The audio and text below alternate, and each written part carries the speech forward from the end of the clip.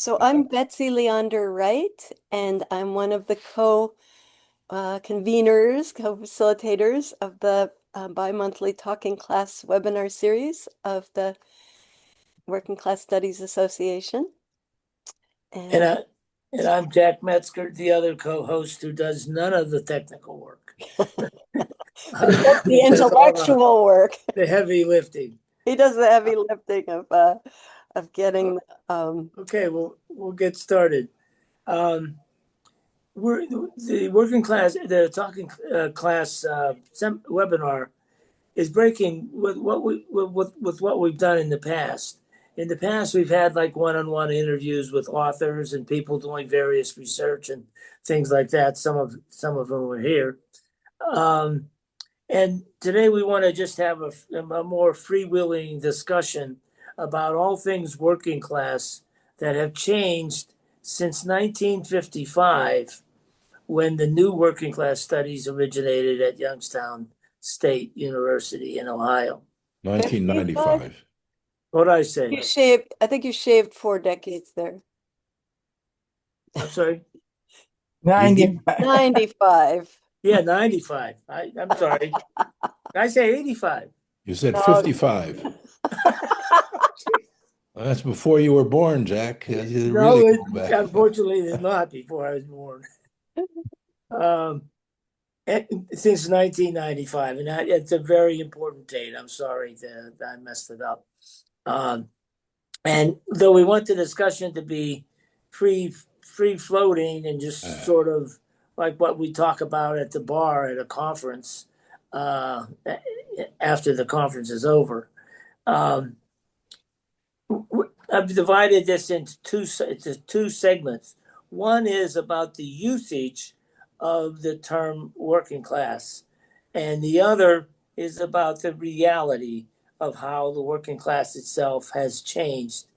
So, how has the usage changed? How has the reality changed? And we're going to be able to look at different parts of the world and different parts of the working class because of who's represented here. So Betsy's going to introduce the first person.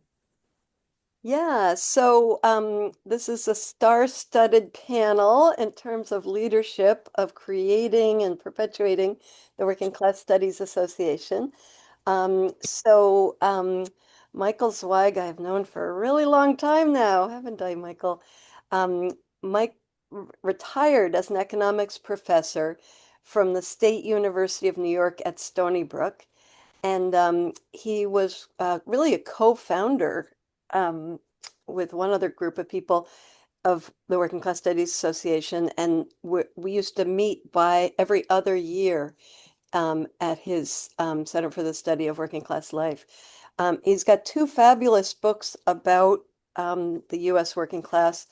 The older one, but really iconic, is The Working Class Majority. And then the new one is, like, to me, one of the best intersectional books ever, called Class, Race, and Gender, Challenging the Injuries and Divisions of Capitalism. It's a really, really highly recommended book. Thank you. Yeah. And next in the lineup is Sarah Atfield, who is a lecturer in the School of Communications at the University of Technology in Sydney, Australia, where she is hosting this year's WCSA conference as our current president. Actually, I'm not sure. Either her or Jeff is president. August, I think Jeff will be, something like that.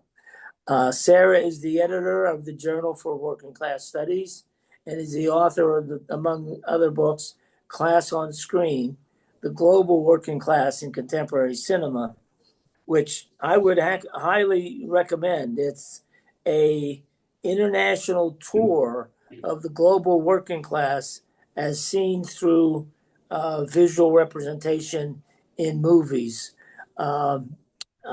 indigenous to those various localities.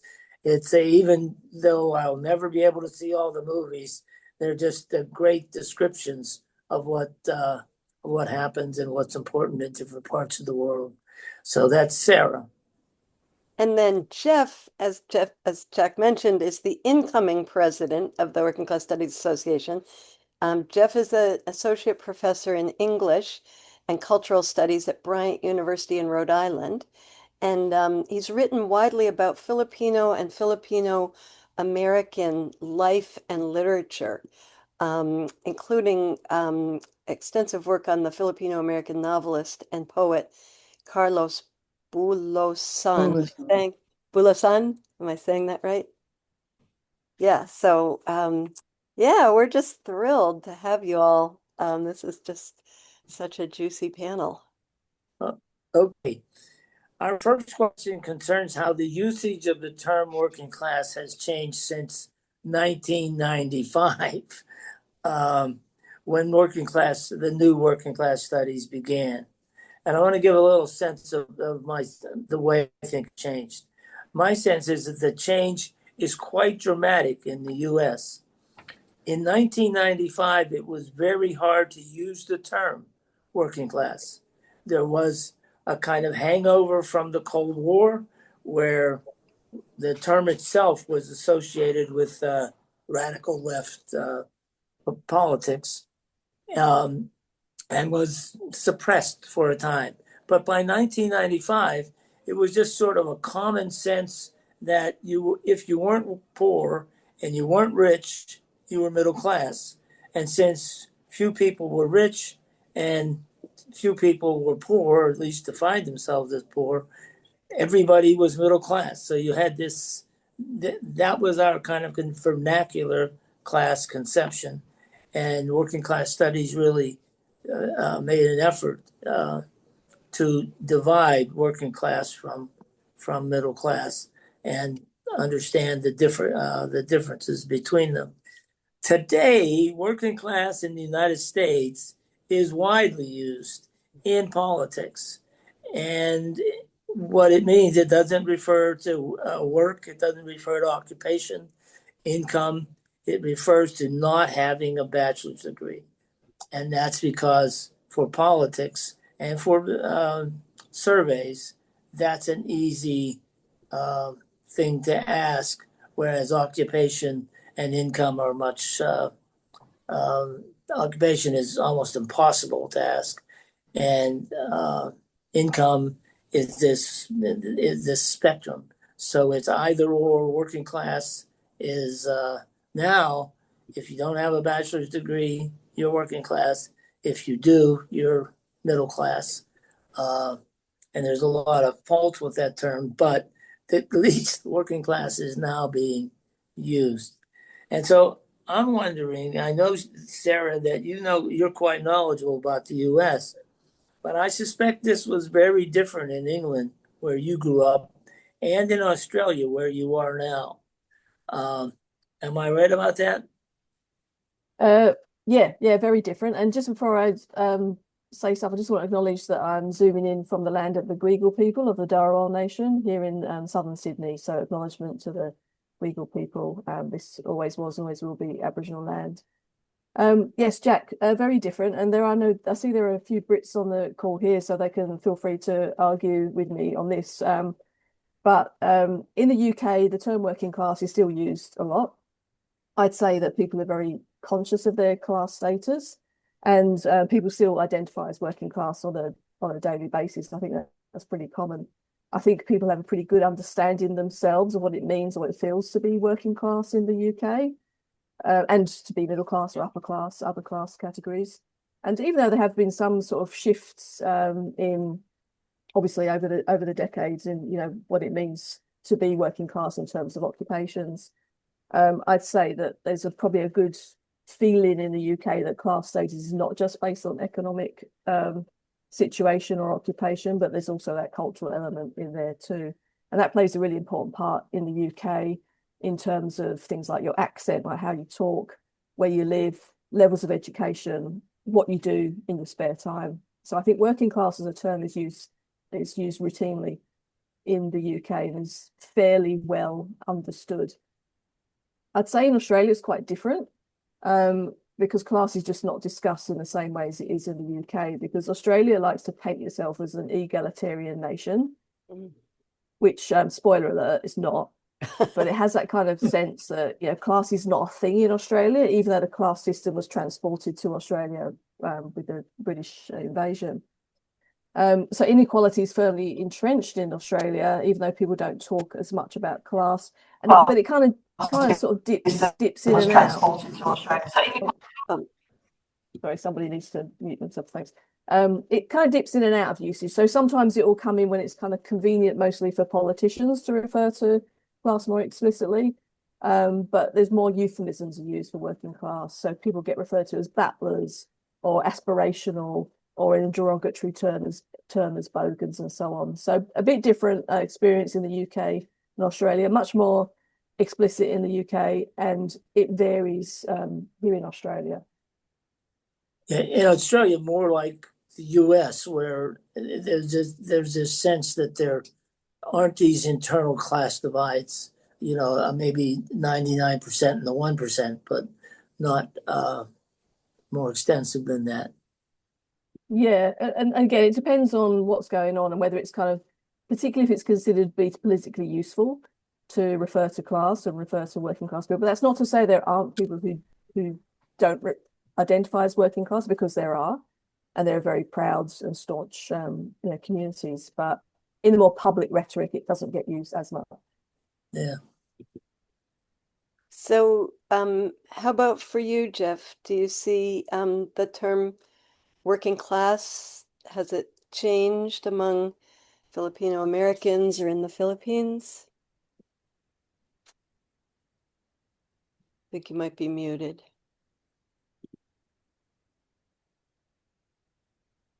Oh. Wait, did we lose Jeff? You're muted, Jeff. Oh, you're muted, Jeff. Okay. Hi, Betsy. Sorry about that. No, I was just afraid we lost you.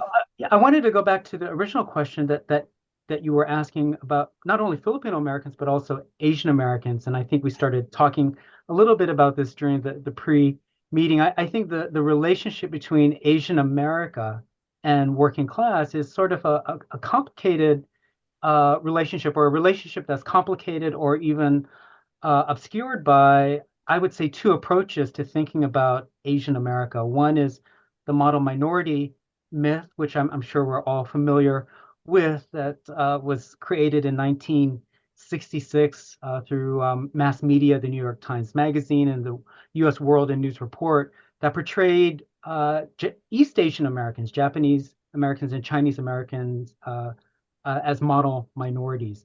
But then the other approach is, I would say, a post-1965 approach, a kind of multicultural approach that celebrates the differences within the Asian American community more along the lines of language or culture or food, dance, at the expense of class.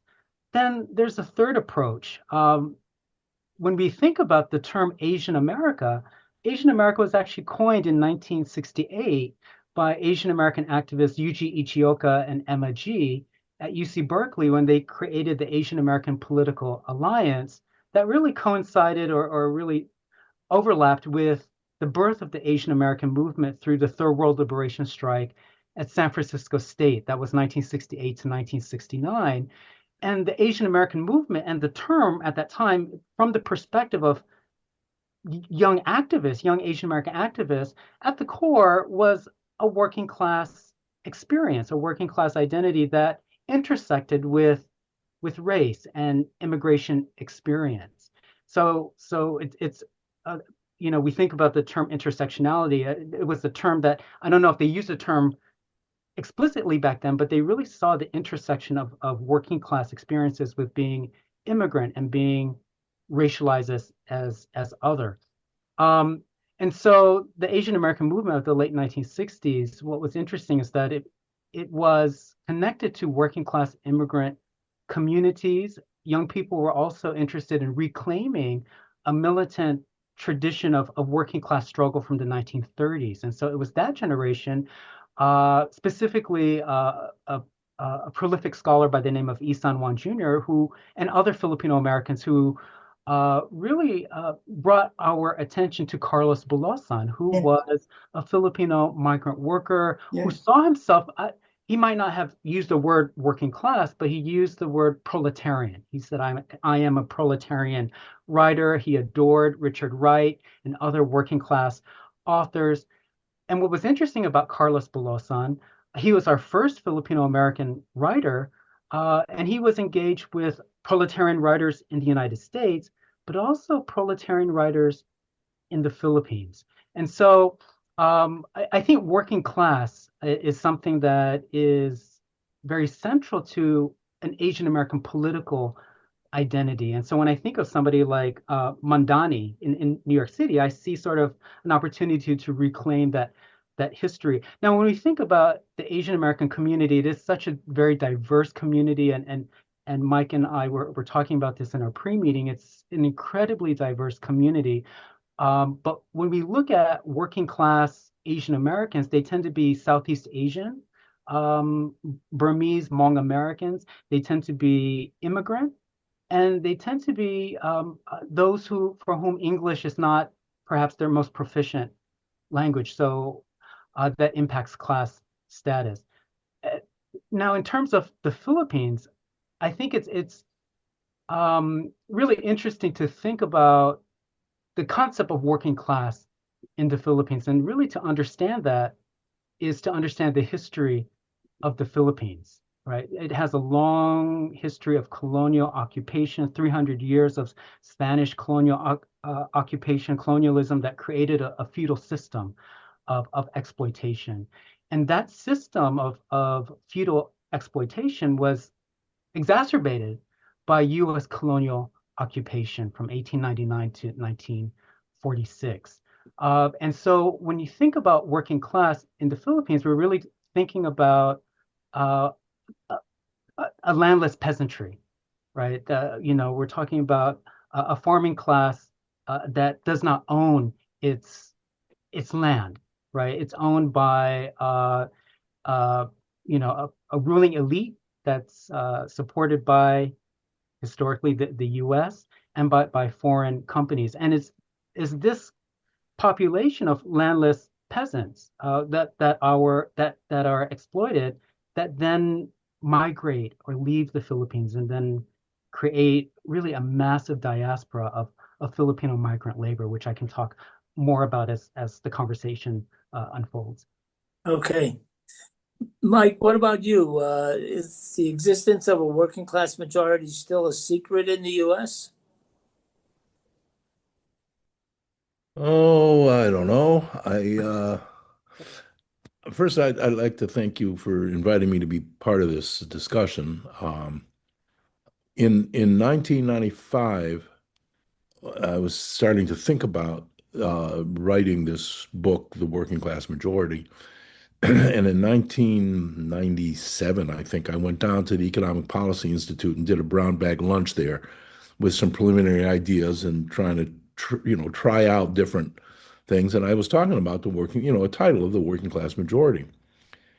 And the room just divided in half. There were people who thought that this was very important, and then there were people who said this is nuts.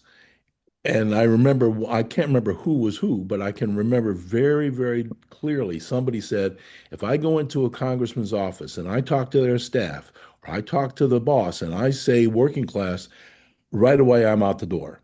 Mm. Right away, they peg me as somebody from the 19th century, some radical Marxist, the kind of thing Jack was talking about, of the way that the Cold War shaped people's thinking about that at the time. And, was, well, why don't you use a different term? Just talk about it in a different way. Why do you say working class?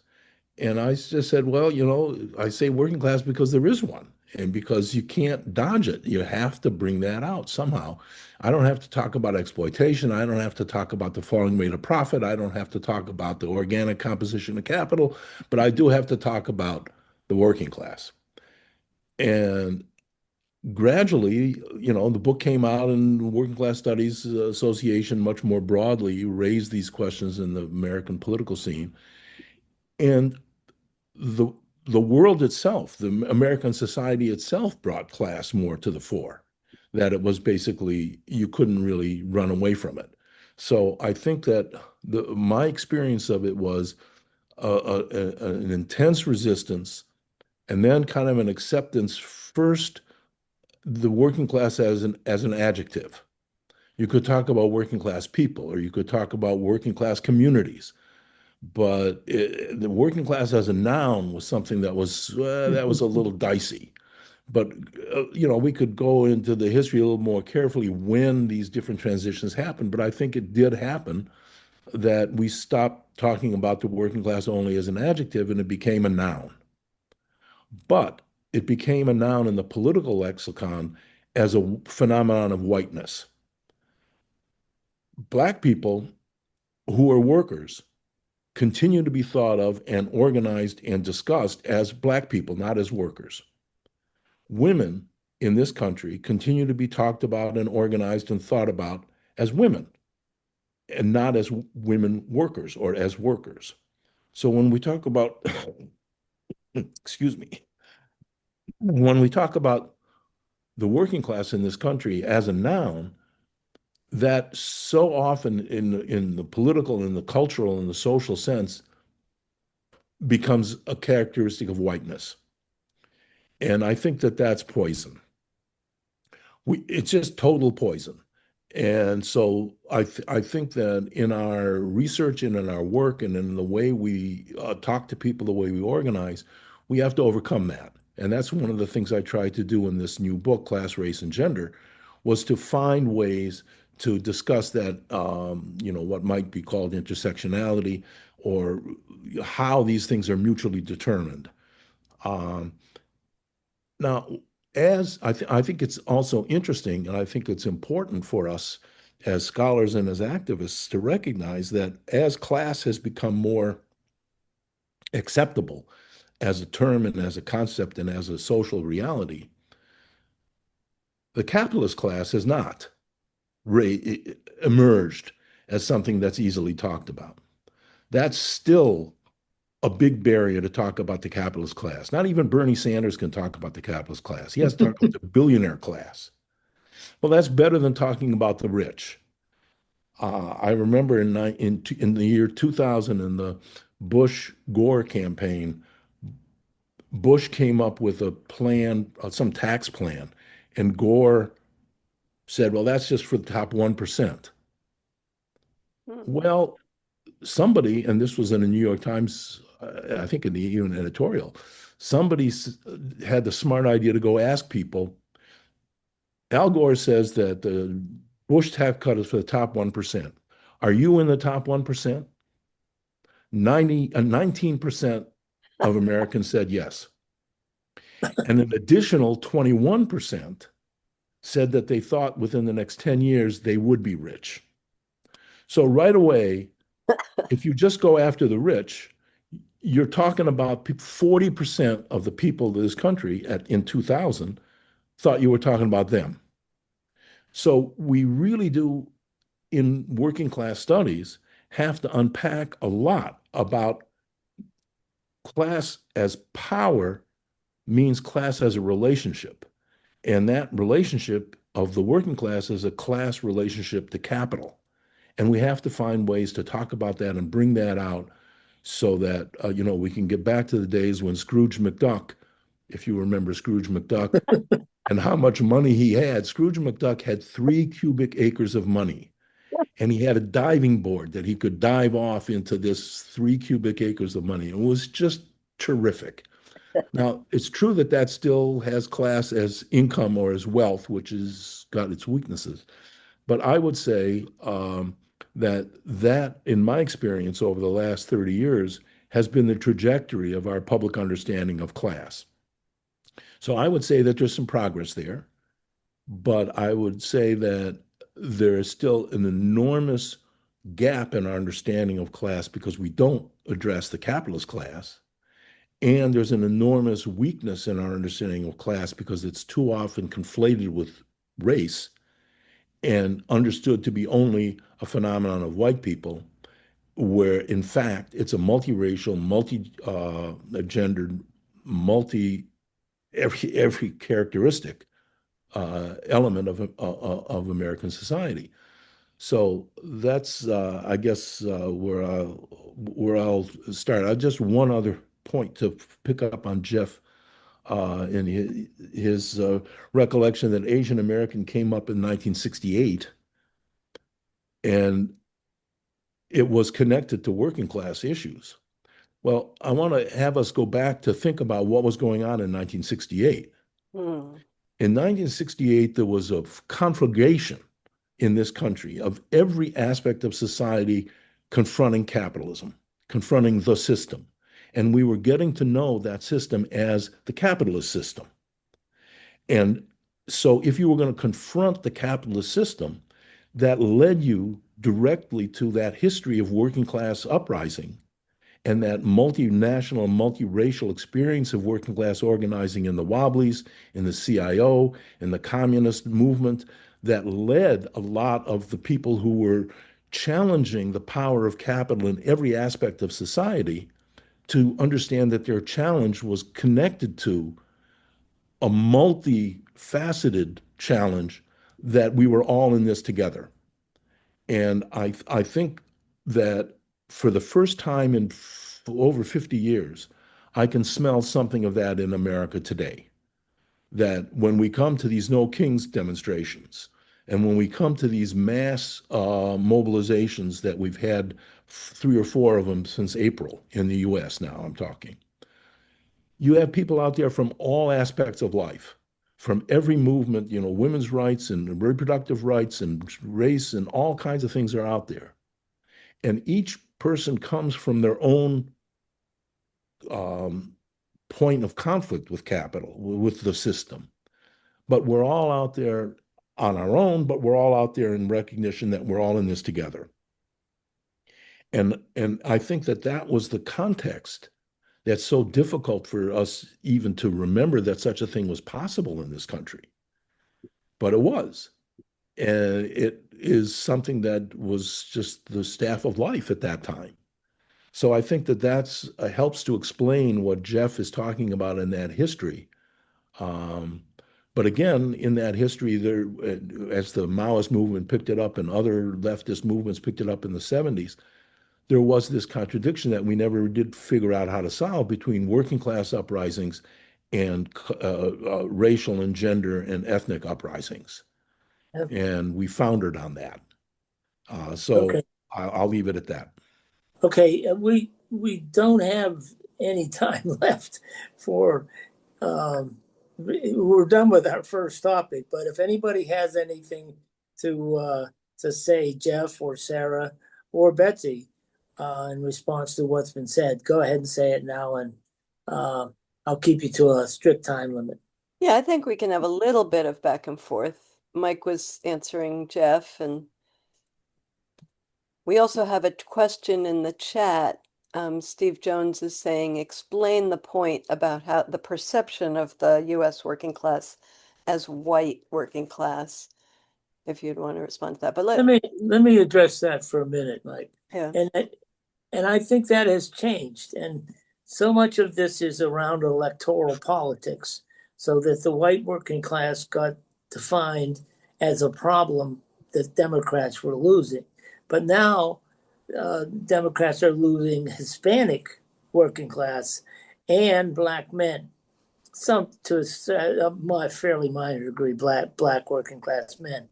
So that it is more used, and I think working class studies has been part of this, as a working class is more understood as a multiracial um, working class than it was at the beginning um, of that turn toward uh, understanding electoral politics in terms of working class being people without college degrees. So Sarah or Jeff, you want to respond briefly before we move on to topic number 2?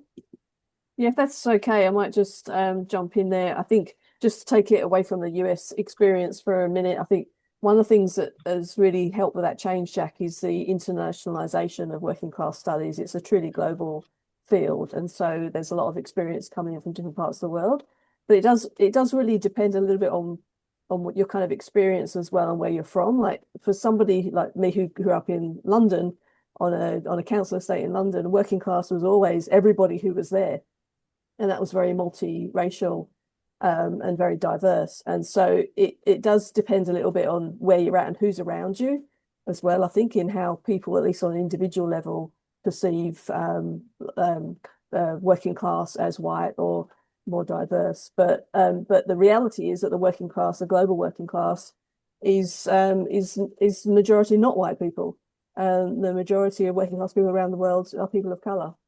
And I think that's something that working class studies scholars and practitioners are bringing out and very aware of. Okay, Betsy, you want to take us to the reality? Yes, let me get my slide sharing. Okay. I'm going to share the screen so we can all see the second topic. So up till now, we've been primarily talking, not entirely, but we've been focusing on the term working class and how people talk about class.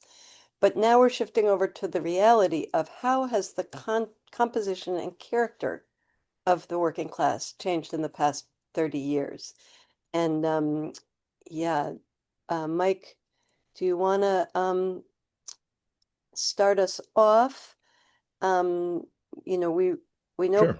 capitalism is always changing, and the US has changed a lot. And just let me know if you want me to show a slide. Well, I'll just talk through it. All right. I think that'd probably be easier. Okay. Um, Okay. so the first thing that I started looking at the class composition of the U.S. in the way that I do as these occupational categories in order to get at questions of power uh, in the mid 1980s. So that's 40 years ago. And the first publication that reported the class composition of the U.S. the way that I have come to think about it was in the book Religion and Economic Justice, where I was trying to bring together a conversation of liberation theology people who were challenging the structures of sin in capitalism, that salvation required more than just individual piety or individual good works, but required social transformation. And I thought, well, yeah, that's good. But the thing is that the liberation theology people didn't know much about structures. They just knew that they were sinful, but they didn't know about the structures and how they worked and how they could change. And social science people didn't really understand about values and norms and ethics and the kinds of issues that are raised there. So I thought there was some conversation there that was worth having. So the thing that I decided I would contribute to that conversation was to address the question of poverty and to try to explain to this religious community that the poor are not some marginal other at the bottom of society. The poor are that's part of the working class, and poverty is an experience of class. And so, if you want to address poverty, which they did, then you have to address class structures, which, of course, in Latin America, they were doing with peasant movements and so on very, very deeply. So when I looked, I found that the working class in 1986 was something about 62% of the labor force. And then I looked again for the working class majority in 1997, it was about 62% of the labor force. So when the second edition of the working class majority came out, I looked again and damn, it was about 62%. And then when I just did this new book, I did it again for 2019. And guess what? The working class is about 62% of the labor force. So the stability of the class structure in that sense is quite remarkable to me in that whole 40-year arc.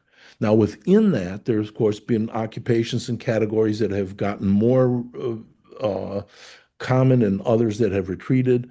But the basic composition and structure of the working class has been very stable. And then I also found that sort of alternative occupations what the Department of Labor calls alternative employment forms. That is independent contractors, on-call workers, workers that come out of temp agencies, and workers that come from contract firms. A company contracts with a firm to supply workers for a job. Well, you know, that's about 10% from February 1995. In my book, I have published until May 17 was 9.9 to 10.1. And I just looked yesterday in July 2019, 2023, 10% again, 10.2%. So the fraction of the population of the labor force that's bound up in these contingent circumstances, independent contractors, on-call, temp agencies, and contract labor, has been stable around 10% for that whole 30-year period. So that's pretty interesting too. And I did find, although I didn't write it down so I couldn't cite it, the study that was done in England, in the English labor force, that found that alternative working relationships is about 10% of the labor force in the UK as well. So there, I found quite a lot of stability in that class structure. In the chat, I see what classes are the other 40% in the U.S. About 2% are the capitalist class, and about 35 or 36% are the middle class, by which I take to mean professional people, small business owners, and supervisors and managers below the top executive positions in businesses. So that's the big picture. One thing I'd like to add to that before we go to Sarah is I looked up the numbers for immigrant workers in the U.S. and in 1996 they were 12%, and now they're 19%. So I think that's a substantial change in the what you call ethnic composition um, of the workforce. Sarah, how is it similar and different in the UK and in Australia? You got two countries to handle. I think there is some similarities. I don't do numbers. I do feelings and vibes because I'm not an economist. So I appreciate and respect the numbers, Michael, but I think sometimes the numbers don't give the picture of the vibes, as the young people might say. I'd say in terms of like how things have changed, the structures, the systems. I mean, capitalism is still there, going, keeps going. But I think the kind of the real entrenching of neoliberal kind of policies has had an impact on how people live their lives, and I think there has been an increase in that precarious work and underemployment in the UK. People who now need to find more than one job to make ends meet, where that wasn't such an issue a few decades ago. But in the UK, of course, there's just been the incredible squeeze on everybody as a result of austerity policies that were brought in initially by the Tories, but have the current Labour government doesn't really seem to be doing much to sort of remove those. And so austerity's had this incredible impact, a negative impact on people in the UK. And I'd say, like, having grown up in the UK and being a young person in the 80s in the UK during the Thatcher years, that things seem worse, much worse in the UK than they even were there. And it was pretty grim then. And it's when I go back to the UK, which I'm very lucky, I go back very regularly, it's even grimmer now. It's rough. It's really rough. And also housing is a huge issue. And I think that's one of the big differences over the last few decades, is that the access to affordable housing is becoming almost impossible. There's no new social housing. Everything has just gone absolutely crazy in that respect. So that's made a big difference, because there's just that lack of stable housing, which when I was growing up, there was council housing, there was more opportunity.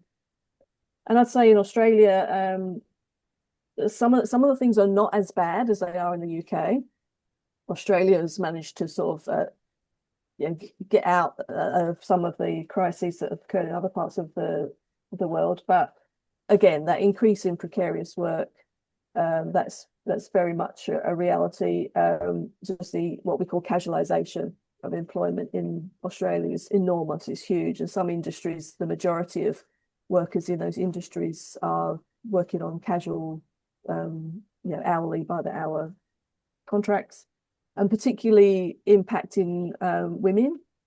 So there's a real gendered nature in that precarity in Australia, and particularly in what we might call the caring industries, service industries, but also the caring industries, childcare, aged care, and so on. So I think that's made a big difference, that increased precarity and underemployment as well, because the employment figures look pretty good. In fact, they're quite similar. Well, I just had like I said, I don't do numbers. I had a quick squeeze.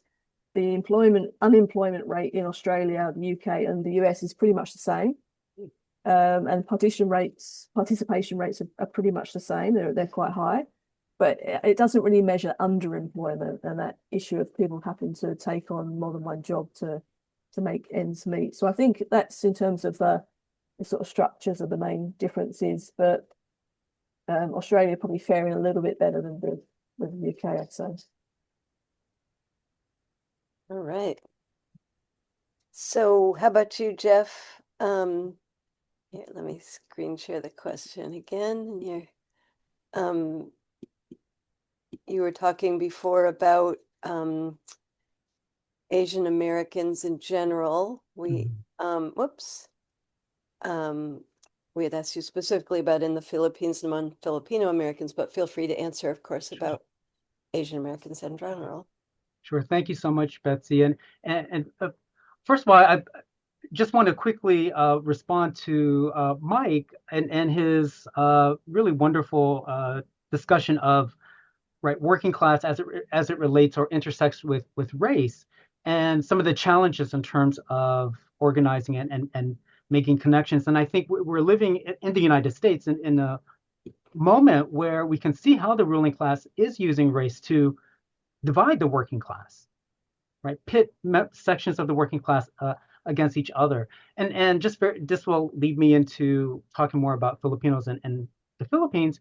I mentioned Carlos Bulosan as really our first major Filipino-American writer from the 1930s. And in his classic ethnobiography, America's in the Heart, published in 1946, we have the main character, Alos, who was a poor peasant boy from the Philippines, and he becomes a migrant worker in the United States. He encounters all the brutality of class exploitation and racism, and he sees the multiracial working class, how it's pitted against each other. And he asks, what is the common denominator? What is it that can bring us, poor Filipinos, poor whites, poor blacks, poor Mexicans together? What is the common denominator? And I think that's a question that I think we have to continue grappling with right now, 2025. So I think it's very interesting to think about the continued relevance of that history of the labor movement of the 1930s, and also social movements from the new left of the 1960s into the 1970s. Now, in terms of the Philippines, I mentioned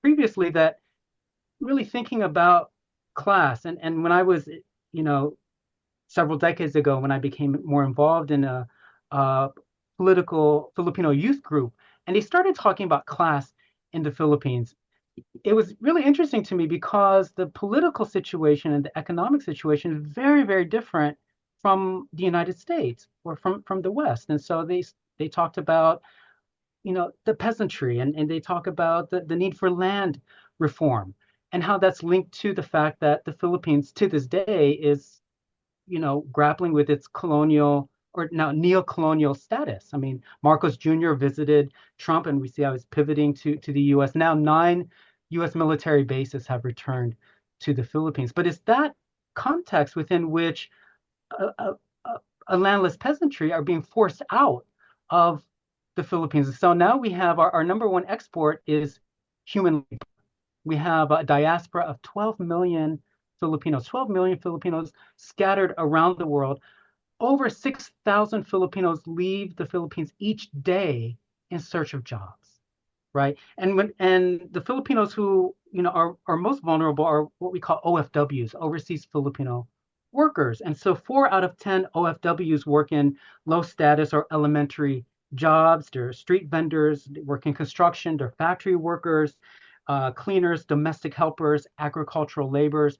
And most of the OFWs are women. And in Asia, Saudi Arabia, United Arab Emirates, Hong Kong, Kuwait, Singapore, and Qatar. And the money, and this is the OFWs, they're seen as modern heroes for the Philippines. And so in 2024, in terms of remittances, 38 billion US dollars were sent back to the Philippines, right? And so it's very interesting that when we think about Carlos Bulosan, the main character comes from a poor peasant family. They lost their land. He grew up as a poor peasant, and he became a migrant worker, a farm worker in California. And that's still the story to this day. We have a lot of poor peasants in the Philippines who are forced out. And it's not just poor peasants, even college students, because there are no jobs. It's manufacturing is only 17% of the national economy. And so people are desperately leaving the Philippines, even those who are professionally trained. Sometimes they leave and they become maids and nannies in the UK or other countries. Or if they're able to work professionally, they're all under pressure, as my parents were, to send money back home. Always to send money back home. So it's very interesting to think about the Filipino diaspora really as a working class diaspora. And I just wanted to end my comments here. What went viral among Filipinos recently was a video on Finland, because there's a labor shortage and they're recruiting Filipinos. And I just want to read you just very quickly what the ad said. It said, Finland has turned to Filipinos. Why not Americans? Why not Germans? Not Japanese? Here are the 3 main reasons Finland only wants Filipinos. Number 1, they need hardworking, reliable people who always put work first. Did you know that Filipinos have one of the strongest work ethics in the world? From Saudi Arabia to Canada, they possess loyalty, high responsibility, and they never give up. Number 2, flexibility. Filipinos have the ability to adapt to any culture. Unlike others, Filipinos have the ability to thrive in any environment. They can work in the freezing cold of Europe, under the scorching sun of the Middle East, while always keeping a smile on their faces. Number 3, Filipinos, and the third one, Filipinos have strong faith and respect for ethics. More than 90% of the Filipino population is Christian, and that deeply influences how they live and work. They are ideal candidates as workers. Oh, So dang. so it's just very striking. I mean, you think about, again, the intersection of race, class, and the fact that Filipinos are both racially and nationally, subordinated, and that intersects with their working class status globally. So Wow, this is all so interesting. I think we have enough time for Yeah, before we I want to make a comment in addition, and Mike may disagree with me, but on this, but since 1995, in the late 90s, real wages in the United States started to go up after about 20 years of a decline of about an 18% decline in real wages, that is adjusted for inflation. And after going up, they have stagnated as a median real wage. And there's a slight increase if you look the whole 30 years. Nothing like what happened after World War II. But if you dig into those numbers, that 2/3, that 62% working class that Mike talks about, I would say is divided in halves. Maybe not exactly, maybe 60-40, but half is doing fairly well and half is not. And the half that is not, as Sarah said about UK, conditions for them have gotten worse in terms of precariousness, covered by by healthcare, the size of the wage, etc., housing being out of, so that you're talking about, in a sense, two different working classes. One that is fairly is settled living and prosperous in a sense, and one that is not, and that's further complicated by, if you look at the racial composition of those two halves, um, the top half is much whiter than the bottom half. Although I want to say, as someone from Appalachia, there's plenty of white poor people.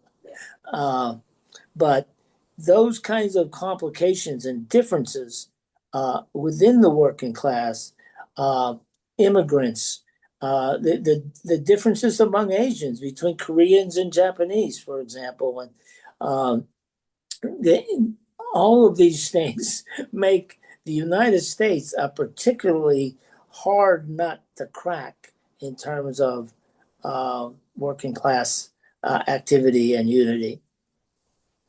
Well, let me just quickly say, I think that that's right, that this is an enormously complicated society.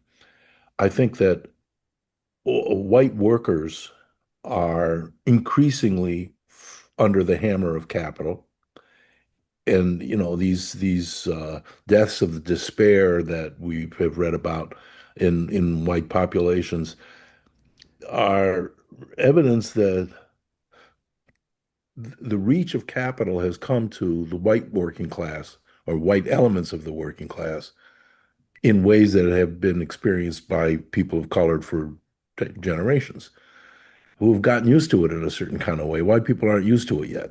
So there's a certain degree of despair that comes from that you don't find in other communities. Um, but yeah, it's a complicated society. It's a complicated country. 340 million people. Lots of immigrants, lots of people from all over the place. English is not my first language, so I get it. Um, yep. I want to say, Anybody else? Yeah. yeah, I just want to say I love that the Working Class Studies Association, we put the term working class first. And I'm making an analogy in my head. It's so interesting to hear you, Jeff, about the term Asian American was put forward as this call to unity in the 60s as as a progressive thing. And I think the word Latino similarly, that I think that push like I like to plug the term working class because it's a call to unity among people who can be fragmented in so many ways by class, but also by race and gender, etc. And so it's enormously progressive to get people to adopt that term, in my opinion. So others, Sarah, you want to say something? I just wanted to make a couple of points following on from what Jeff said, actually, if that's okay. Yeah. Jeff, you mentioned something about the common denominator, that idea that, looking towards what links us, is where we find our strengths. And I think that's so super important. I think one of the things that I've learned through working class studies, the association, all the wonderful people I've met through the years, is that for those of us who've grown up in working class communities or have grown up in poverty, find so many connections with people from different parts of the world. It doesn't, that kind of, it collapses some of those other differences, and where we can relate very well to stories about what it's like to be working class in Singapore, or what it's like to be working class in Nigeria or Turkey, or all the different sorts of places, and we see those common denominators, and I think that's really, really valuable. And the other thing was, in terms of the Filipino and the overseas workers in Australia, it's slightly different because there's quite a large middle class Filipino diaspora, but there is also working class Filipino workers who tend to work in childcare and aged care, and also in manufacturing, and really leading the charge on union activity. Like very strong involvement and activism from Filipino workers in Australia in the union movement, and actually really pushing the union movement. As it's been in the doldrums for a long time, and they're making a big impact. So just wanted to follow up on that. we can open it up for everybody, and if there aren't more panelists wanting to say something else. So do you have questions for the panelists? There's some juicy things happening in the chat that you could say out loud, your chat um, comment. And the questions we thought of to suggest for this discussion portion is, have you noticed changes in the term working class over time or geography? And what do you hear people say? What terms do people use for class these days? And then on the reality of class, what's the most important change in the working class you have observed in your lifetime in your country? I know we have people from at least 5 countries here, so feel free. If we could begin, if I could ask Janet Zandy, who I know is here, what her reflections are, because she was there in 1995, was one of the founders of the New Working Class Studies, and really is the one who championed focusing on the lived experience of working class people that has pretty much defined working class studies since. And I'm just wondering if she has any reflections about what has changed in the last 30 years. And she edited a fantastic Oh, anthology yeah. that are still very worth reading about working class studies. So yes, Janet, would you like to say something? You have to unmute.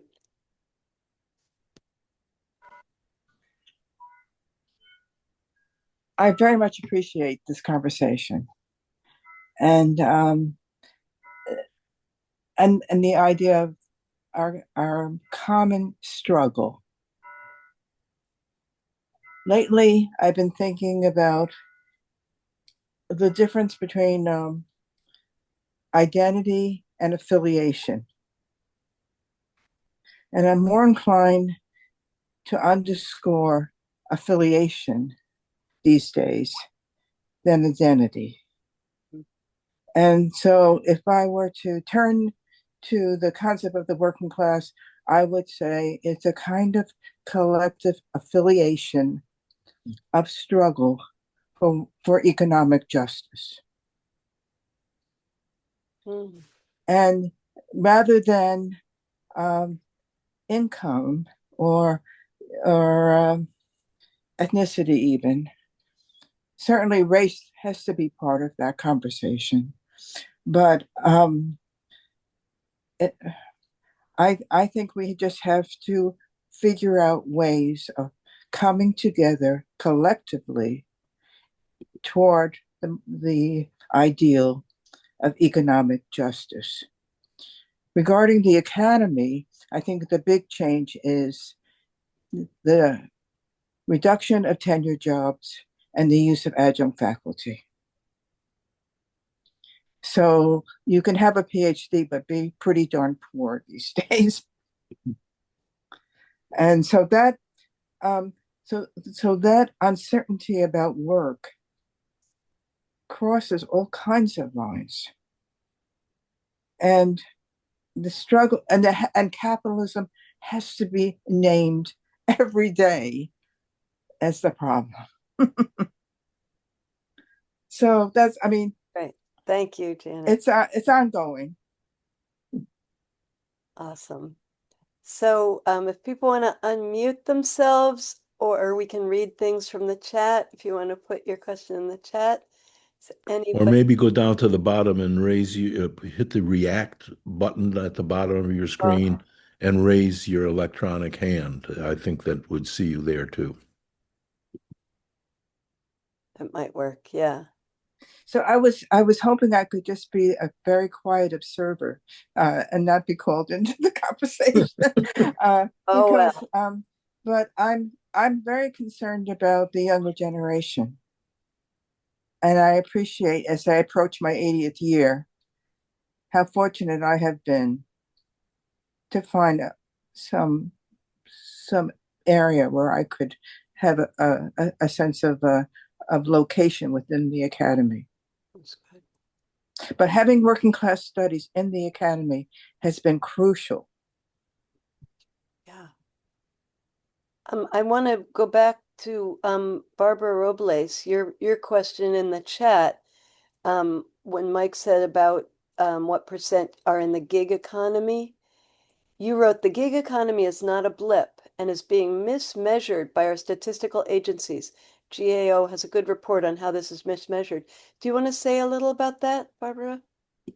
Um, with I'm retired from the federal government, and one of the things that we did, we started seeing after the 2008, 2009 Great Recession, how people were recovering, and then COVID hit, and it was even more pronounced. And so one of the things that we did was we started looking at how are people dealing with informal and side hustles and making ends meet. And it turned out that it's pretty substantial, and it's emerging and it's growing, and it's not just in the US, it's global. And it's part and parcel, I would say, of the Rubik's Cube of precarious, just in time, kind of part-time work, and you don't really know if you work for Walmart or for Target or for one of the retail outlets what your hours are going to be, and the whole notion of on-call and temporary, etc., on demand.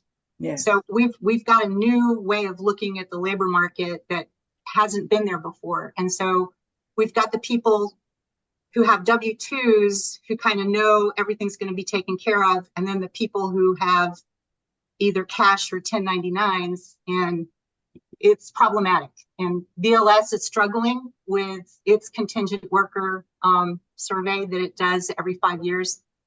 I don't know if it's going to be coming out again, but yeah. And just as a kind of point, U6 this month is 7.4%.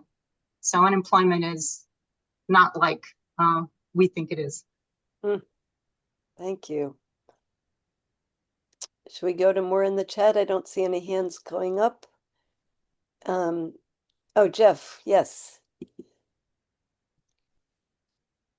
Yes, thanks, Betsy. I just want to say I love hearing Janet Zandy's comments, and also Barbara Robles. I love your comments too. I do want to return to Janet very quickly before I forget. And what I was hearing from Janet was sort of thinking about working class as not only an identity but also a political memory, sort of a political sort of a site for political engagement. But also what I was hearing, which I really appreciate, was perhaps a critique of contemporary identity politics that has been somewhat troubling for me, located in the academy. And as much as I appreciate, DEIB, diversity, equity, inclusion, and belonging, that particular kind of discourse I felt has violently erased class and especially working class,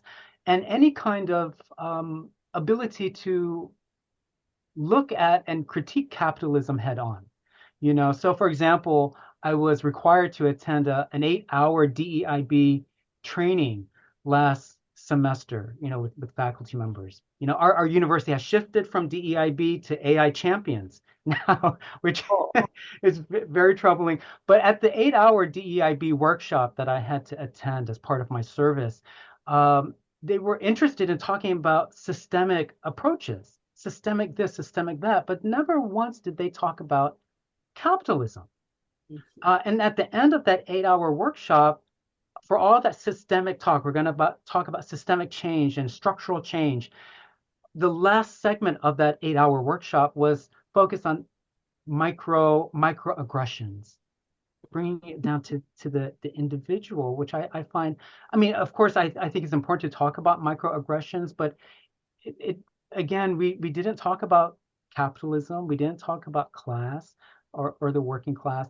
But I think one way to address this, especially those of us who are maybe in the humanities or in history, is to shed light on historically how has the working class organized and attempted to challenge the ways in which race has been used to divide the working class. And I think that is perhaps our task for those of us who are trained in literature and history. So, but I just wanted to say thank you, Janet, for your comments. Do we have more? Can I respond to that as well, Betsy? Is that okay? Yes, definitely.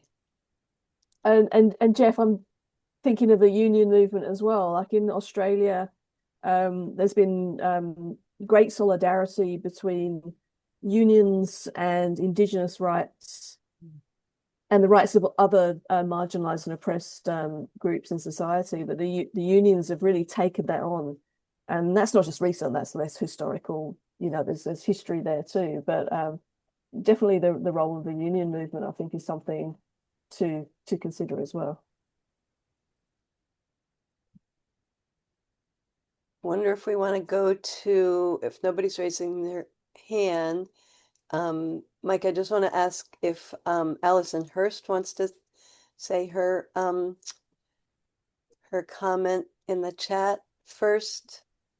Allison. Yeah, I mean, I just as a general comment, as an observation of how we talk about class and how that's changed over time. When I was back in 2005 and 2006 working as a grad student on a dissertation about working class college students, it was really important for me to talk about the experience of social mobility and the psychic burdens of class mobility and all those types of things. And no one was talking about class in the academy at all. But since then, there has been this sort of recognition of social mobility being problematic, but it's always talked about in terms of first generation college students, which is a very apolitical, very neutral way of avoiding the whole idea of a class system. And the idea of like first gen students, well, they just need to be acculturated like everyone else. It's very individualistic. It's kind of like what Jeff was saying. It's not a systemic approach, despite what people might be saying. It's very much how do we make these individuals fit in? Um, and in fact, I'll just say one quick thing about this. At my institution at Oregon State, when the administration first sort of agreed to do something for first gen students, which was very paltry, they wanted to create, and they did create an organization called First with an exclamation point at the end of it as a celebratory point. And for those of us who've been burdened with social mobility and the issues that come around with it, we were basically subtly told, don't talk about any of the problems. It's just about, the celebration of getting into college. And I think it's just an observation, right, about another way that we sort of excise class in the academy as too threatening to talk about. Yeah. Mike has his hand raised. Well, I think this whole idea of upward mobility is a trick bag and is profoundly anti-working class. Because basically what it says, what's the American dream? You work hard, you play by the rules, you own your own business, you become a professional, you're a lawyer, you're a doctor, you make a lot of money, whatever it is. The structure of the economy is that most people are going to be working class people. And so if you have a national theme that says upward mobility is it, what does that say to people who are going to go and be plumbers? It says you failed. It says you didn't make upward mobility. It's just outrageous how that works. And this whole idea of being, for the first generation to get out, like that's a victory, is by itself degrading to the people who are getting out and to their families and to their background. I'll just also want to just throw in one thing because we were talking about these different identities of class and race and gender and so on. White supremacy is very profoundly and deeply embedded in American society, and Black people and people of color can protest and complain about it, write about it as much as they want. Until white people put it down, it's going to be there. So that is the responsibility that white people have to confront it. So when I look at Juneteenth, for example, I went out to Greenport on Eastern Long Island and spoke at a Juneteenth celebration. That's not just a celebration for the end of oppression of Black people. Racism was imposed by the British in the 17th century in America in order to divide working people who had just burned down Jamestown together. And the whole idea that we have somehow or other to think about racial oppression obviously is most pernicious to Black people, but that for white workers, that was no picnic. And we need to understand that we need to get rid of that. We need to set that down in order to find who are our friends and who are our enemies. And that's where class and this question of identity and what Janet was talking about, belonging, rather than just identity, but who are your friends, who are your enemies, who are you in this world with? That's the challenge that I think we have to bring to this to this discussion. Beautiful. Ganesh, you've got your hand up. Why don't you unmute? Hi, can you hear me? Yeah. Yeah. Hey, so it's lovely hearing all of you. And if I may just make a couple of comments, I mean, they both have got to do with the endorsement of what Jeff calls a systemic approach. And they, of course, have got to do with working class politics inside the US. So the one thing regarding a systemic approach would be to include into the discussion geopolitics. I mean, the US is, after all, one nation in a system of nations. So the kind of power that the US projects abroad has a lot of consequences for domestic working class politics, in the sense of dividing working class within each other. So, for instance, looking down upon Asian Americans, or looking down, preventing any kind of a strong unity when questions of geopolitics, for instance, involve Chinese workers or Filipino workers or Indian workers or whoever. So there is that in the on the table that needs to be brought into play importantly. The second is, I've written a lengthy review of Michael Zweig's book on class, race, and gender, the subtitle of which is The Hidden Injuries of Capitalism. I'm a student of capitalism. I've studied so many different scholars now on that theme, and yet I'm struck by two different statements inside that lovely book by Michael Zweig. One is that patriarchy preceded capitalism.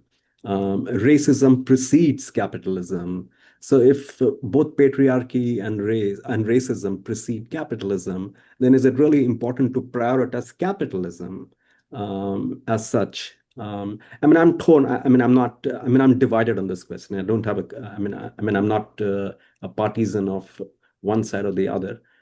But I do think that this is part of that whole intersectionality thematic in Zweig's text, that you can't really divorce capitalism from racism or racism from capitalism. You can't really divorce capitalism from patriarchy and patriarchy from racism. And these are intertwined structures of oppression. And it makes little sense to privilege one over the other. It's an important question that Zweig raises in his new book, that we need to engage more and perhaps even problematize our, for want of a better word, fetishism of the concept of capitalism itself. Interesting. All right, I don't see any hands up. Shall I read more from the chat? Or Jack, you want to say something? Well, since there's time, I've just been troubled by this, and I want to throw it out there. It's kind of off topic a little bit, but there's an outfit called the Center for Working Class Politics, socialist outfit associated with DSA and Jacobin.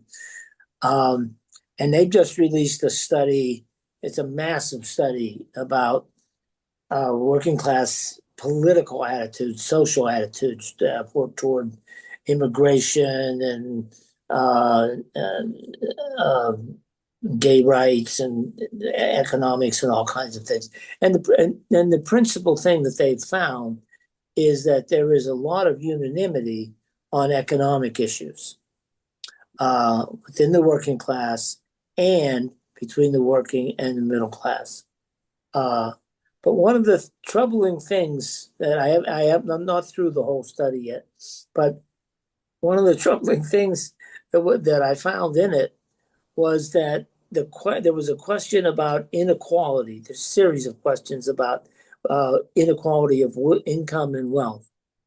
And the answers were in the 80% of inequality is a problem. It has these negative effects, et cetera, et cetera. But then when asked, should the government do something about it?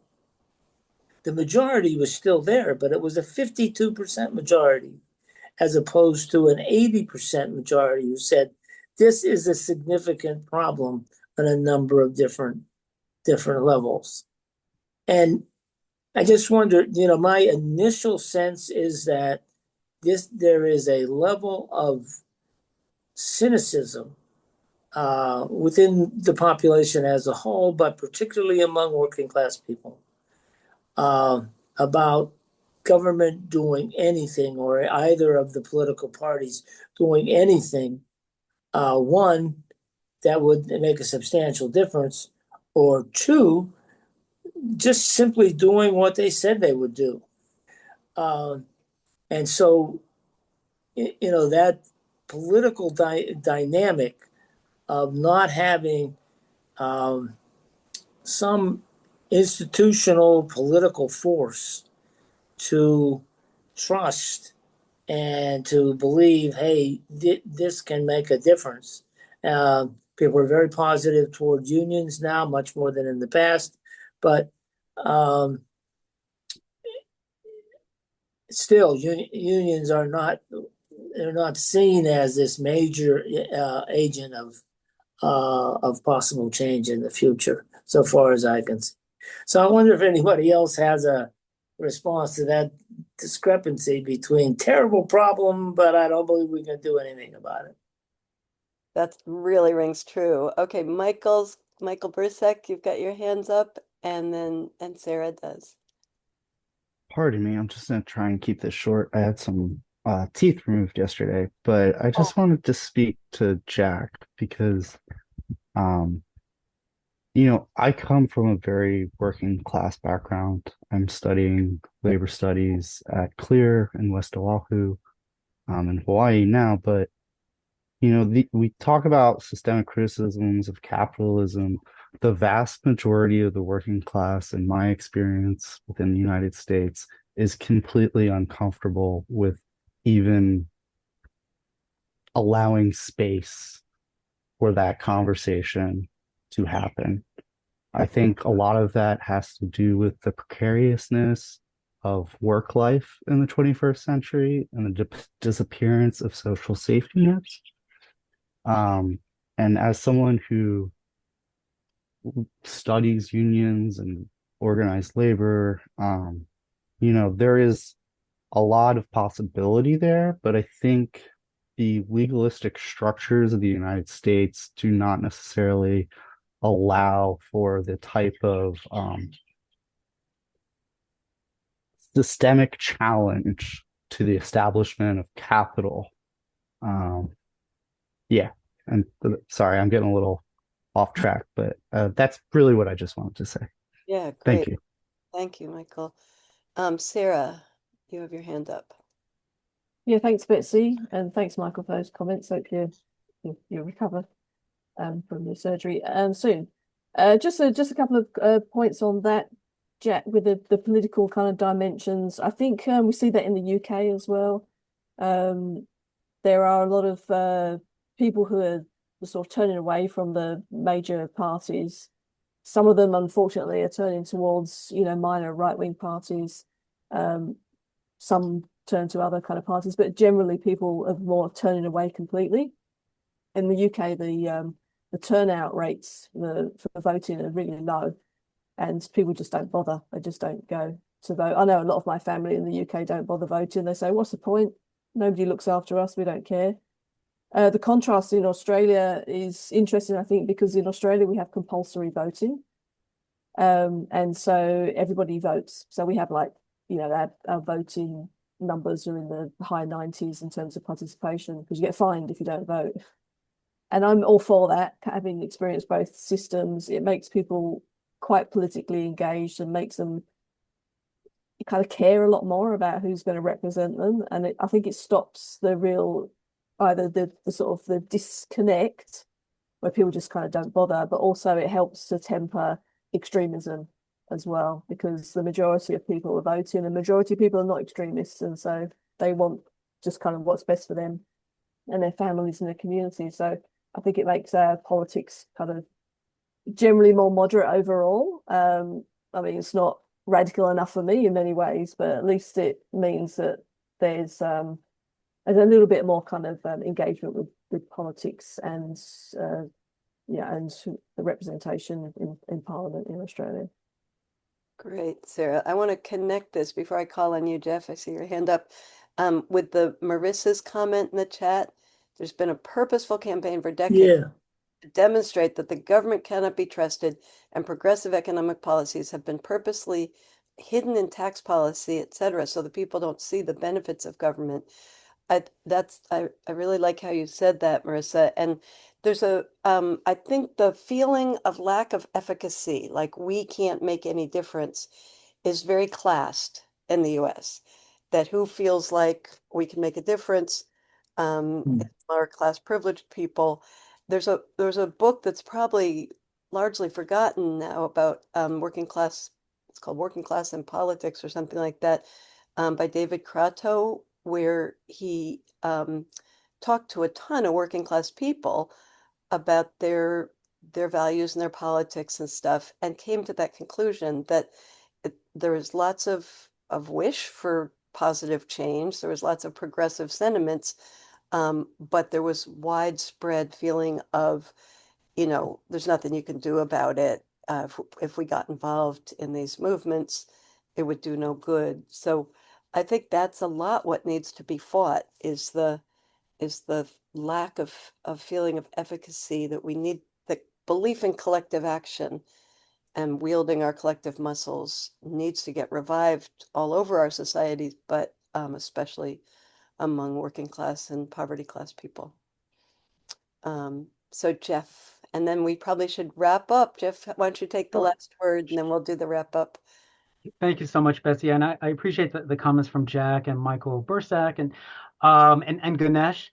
I mean, I think also part of the sort of context that we're in. I mean, we're living in the U.S. and in such very sort of depressing times. But geopolitics are shifting in such a way where we really do see the decline of U.S. empire, and I think that's a part that should be part of our conversation.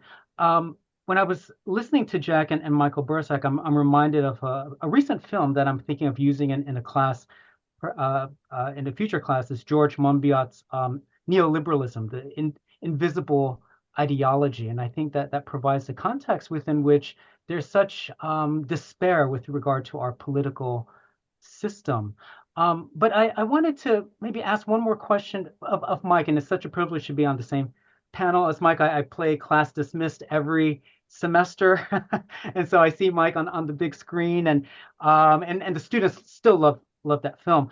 And I love how Mike is unflinchingly critiquing whiteness, right? And it reminds me of the earlier work of James Baldwin, Lorraine Hansberry, Toni Morrison, and looking at what whiteness does and how it divides us, but also in Toni Morrison's work, Lorraine Hansberry, James Baldwin, they reflect upon how whiteness harms white Americans. And so I wanted, and I know that we're short on time, but Mike, if maybe you could just comment quickly on how does whiteness harm the white working class? Let me just say we're committed to ending on time, but we can keep chatting here. So why don't we wrap up and then feel free to stay on and have Mike answer Jeff's question or anything else you want to keep talking about. But I know there's people that do want to end on time. So This is being recorded, so let's just say thank you to our panelists. We're going to preserve this for posterity. We're recording right now. We'll edit that down and put it on my website, classmatters.org. So feel free to share this wonderful event with other people.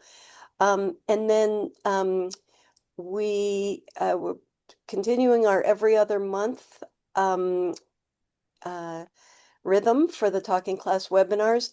We have a really outstanding speaker in September, Joan Williams. Some of you may know from her other books, but a law professor who is really insightful about class, wrote this book called Outclassed: How the Left Lost the Working Class and How to Win Them Back. We're really lucky to have her as part one stop on her national book tour is going to be speaking to us in September. So yeah, let's just wrap up with some virtual those little responses to thank the panelists, or to yeah, little virtual claps as hearts, or Oh, unmute yeah. and say your appreciation and good night, and then we can keep chatting. And yes, Mike has his hand up. Anyone want to say any good nights or thanks? Thanks, Betsy. Thanks, Jack. And thanks, Mike. And thanks, Jeff. It's been real fun. And thanks, everybody, for coming. Yeah, I mean, thank you Yeah. all. Yeah, thank you so much, Betsy, Jack, Mike, and Sarah. This is awesome. All right, so now take it away, Mike. Well, it's a sign of a good meeting that people just want to keep going. And, it's not, oh my God, do we have to sit here another time? But yeah, this is really good. Ganesh, thank you so much for your comments. And I'd love to see the review, or where it was printed, or what you wrote, a draft of it. So please do send it along. I'd be very interested to take a look. Um, to your question, to your comment, Ganesh, do we really have to think about capitalism? I think we do, because we live in capitalism. And it's true that racism existed outside of capitalism, and gender oppression existed well before capitalism. That's all true. But we live in a capitalist society, which is the actual current social context for these experiences and for these dynamics in society, the race and gender society dynamics. So I do think we do have to pay attention, and that not only attention, but because of the ways in which capitalism, or the ruling class, if you want, uses race and gender, explicitly uses it to fracture the working class, to demolish the power of working people. Capital is at the center of what we have to talk about. The power of capital is the enemy here. And while it's true that that poison influences and uh, uh, deforms, we talk about how it shapes white people. There was a question that came up: how does, I think Jeff, you were asking, how does this work for white people? Why is it bad for white people? Well, in my recent book, I have a long quote from Jimmy Baldwin, where he talks about, it's so important to understand what Frantz Fanon understood, that the oppressor knows nothing about the oppressed, and the oppressed knows everything about the oppressor. So if you want to know about white people, read Black people, read Chicanos, read the people who are suffering, and read the Filipino revolutionary struggle. You'll find out about white people. And I think that how it's damaging to white people is it gives white people a sense of superiority that they don't deserve. It gives white people a standing that keeps them from understanding the actual circumstances of their lives. And the first thing you have to do as a political person, or as a human being, is to understand the actual circumstances of your life. If you don't, you're lost. And so I think that the way in which white supremacy works is that it, on white people, is that it gives white people a sense that they don't actually deserve or don't have. So I write in there about King in his famous, we should all be judged by the by the content of our character, not the color of our skin. And until I wrote that section of this book a few years ago, I always thought that meant black people should be judged only by the content of their character, not the color of their skin. But of course, white people also. All that we have is the content of our character. And if we come into a discussion of any issue with any other people or among ourselves, with any sense that we have more than the content of our character that we're bringing into the discussion, we've been poisoned. That's the nutshell of what I would answer you, Jeff. I don't know if that helps. And Ganesh, if that helps in your comments too, but that's where I would start. All right. Any other? I guess we'll keep talking. I have to leave. I hate to do that, but my wife has prepared a meal for me. Okay. I'm eating late, so I have to go. Do you have a Wonderful. microwave? Thanks, everybody. Hey, Jack, do you have a Great to be with microwave? you. Great to be with you, Jack. Thank you so much, Jack. Okay. Bye, Jack. Thank you. Work on this. Bye-bye. Betsy, I'm going to have to go as well now. All But right, Sarah. this has been fabulous. It's been lovely to share all these different time zones with everybody. But just so most people know, I'm in the future and Friday is already happening and it's all good. It's fine. Bye, Thanks so Sarah. much, Sarah. Bye, Sarah. Thank you. See you. December. Yeah, Sarah is hosting the next Working Class Studies Conference in Australia. So some of us are going to make a very long trip. But I can keep chatting. Ganesh, why don't you unmute yourself? Yeah, I mean, just just a short response to Michael. I mean, the response is that the review I published is being published in the Journal of Working Class Studies journal. So it should be coming out. Like whenever it comes out, you would have access to it. And that's one thing. And then, yeah, I do not for a moment deny that we should not lose track of capitalism at all. But one of the key things about capitalism is its flexibility, its capacity to adapt so well to changing circumstances of crisis and so on. And one of the ways in which it adapts is by responding to patriarchy and racism in all kinds of innovative ways. I guess the only point I wanted to make in that exchange was that Michael, you stated yourself in your own book that like where is the point in privileging one or the other? Like, what do you gain by privileging capitalism over patriarchy or racism over patriarchy when you know that these are mutually intertwined structures of oppression? You say it yourself in your lovely book, and yet, and this is the tension that I find in your arguments all the time. You tend to privilege capitalism over consciously or unconsciously. I mean, the subtitle of your book is Hidden Injuries of Capitalism. So it's in that sense that I was referring to its privileging, but which doesn't mean that you don't recognize the ways in which racism and patriarchy constitute, shape, impact upon, and influence the ways in which capitalism evolves over time. So just that. It's lovely reading a book. It's a good book, isn't it? Yeah, absolutely first rate and absolutely necessary. Yeah. Thank you. Put comments up on YouTube or on Amazon so that people can see it there too. I use your book. I mean, I Yeah, use good. I'm glad. Thank you. I'd be interested to know how it goes. Please send me some reports about how it's it going works. very well. Students like it a lot. Students do. That's good. I'm glad to hear it. That's why I wrote it. Yeah, because you write with a lot of with a lot of genuineness. You know. Well, thank you. Are we wrapping up? Should we say good night? Yeah. Yep. All Thank right, you all. everybody. This has So been much, Betsy. awesome. Yeah, thanks, Jeff, and Thank thanks. you. Bye. It's Bye. really been something special.